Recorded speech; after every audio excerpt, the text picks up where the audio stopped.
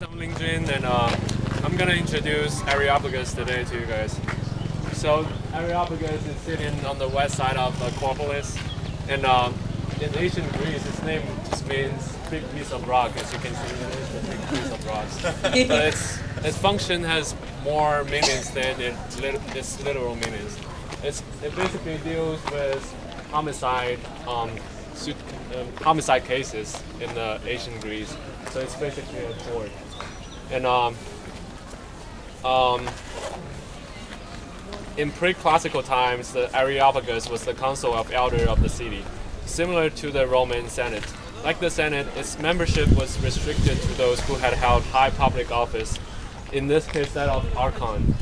In 594 BC, the Areopagus agreed to hand over its function to Solon for reform. He instituted democratic reforms, reconstituted its membership, and returned control to the organizations. In 462 BC, Athens put through reforms which deprived the Areopagus of almost all its functions, except that of murder tribunal in favor of Hylia, which is considered the supreme court of the Athens. And there's an interesting mythology going with Areopagus. So, in the 5th century BC, a playwright called Eumenides tells the story of Orestes. Orestes was the son of Agamemnon, the leader of the Greeks in the Trojan War. The Agamemnon returned from the war. His wife, Clytemnestra, murdered him.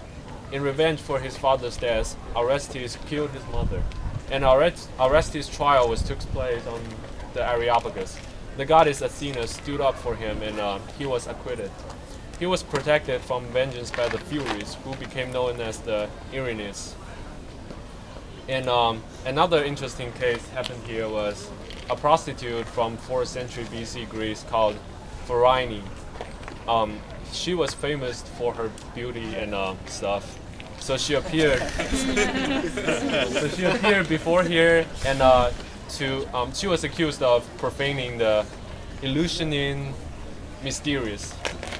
But like when she stood here, the judges saw her stunning beautifulness. They just thought she was too beautiful to commit a crime, so they let her go for some reason. Dirty old man. And so yeah, in an unusual development, the Areopagus acquired a new function in the 4th century BC, investigating corruptions. Also, the Areopagus, like most city-state institutions, continued to function in Roman times. And it was from this location, drawing from the potential significance of the Athenian altar to the unknowing god. So, reference is made in the book of Acts in the Bible to the time in AD 50, when the Apostle Paul spoke to the men of Athens on Mars Hill, which is the Roman name of Areopagus. The Greeks were very careful not to offend any of the deities, so they had an inscription dedicated to an unknowing god. Saint Paul told them that the Christian god was the one they ignorantly worshipped.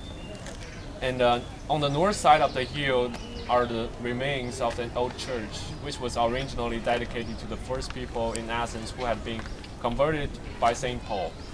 And you can also see a bronze plate which contains the relevant text from the Bible. The term Areopagus also refers to the judicial body of aristocratic origin that subsequently formed the higher court of modern Greece. That's all. Great, thank you.